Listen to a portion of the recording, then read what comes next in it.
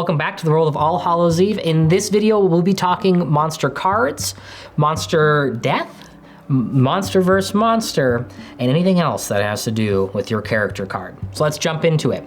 On your card, you will have things such as your name, your health, your speed. Some monsters, by their speed, may have a special movement ability. You can look in your rules for further detail on that. Noita currently is the only one with fly. It will also have how much health you have. For this example, Noita has 3 health. Well, why is this important? How are monsters getting hurt? Well, there's a few ways. One, some of the trick-or-treaters do damage a monster with their monster miss ability. Another way a monster may take damage is by ending their turn on a road square. Again, like in chess where you can't purposely checkmate yourself, you can't purposely end your turn on a road square. But by trick-or-treater abilities or nasty monster abilities, you may be forced to end your turn on a road square. If at the end of the round you are on a road square, you will take 1 damage and put it on your monster card. If your monster ends its turn inside of an awareness zone, you will also take a damage. And unfortunately, if you are on a road that is also inside of an awareness zone, you will take 2 damage.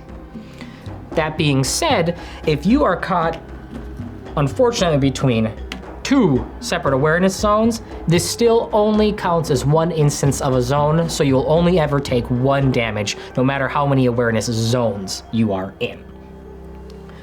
But what happens when the monster takes all the damage? Noita has 3 damage. Let's say she got hit by a rock from one of the monsters, was in an awareness zone, and happened to be on a road. She takes all 3 damage in 1 turn.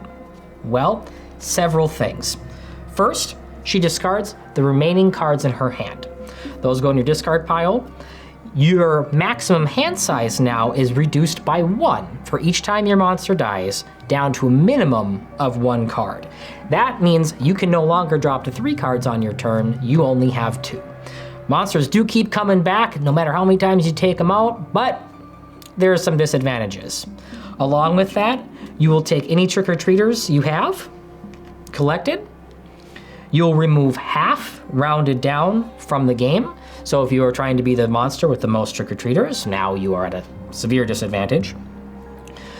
And if another monster were to be the one to have taken you out, they would get one of those trick-or-treaters that you removed from the game, thus bumping up their score for the end.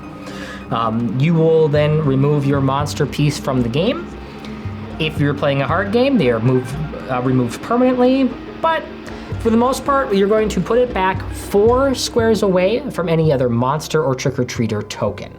Once back on the map, you draw up to your new reduced hand size of 2 or 1, depending on how unfortunate you are. And you can go carry on as normal. Damage can be healed through the use of different monster cards. Every monster comes with at least 1 healing ability, so there is a chance that you can take that off. Additionally, we will talk about, and though it's not the main point of the game, monster versus monster. So, how does that happen? Well, the monster still needs to be in range of your attacks, just as a trick-or-treater was. But instead of having a defense value listed, it's whatever the remaining health of their card is. So, if Noita has all 3 of her health remaining, her defense is 3. So a monster attacking Noita would have to roll 3 or higher. When they do get that, you will put a single damage token on, thus reducing her defense value, making her easier to hit next time. And you can carry on. Again, this is a way to potentially wipe out a monster who may have a lead on you, or maybe fire one across the bow to get some special ability, or just tell them to bugger off, I'm going after this monster. This is another way for the chaperone to maybe let the monsters fight it out near the end of the game, as the monsters are trying to claim the most trick-or-treaters, and they might be able to sneak in a couple of trick-or-treater or candy pieces before the monsters refocus on them. Next, we'll talk about how we win the game and we wrap it up.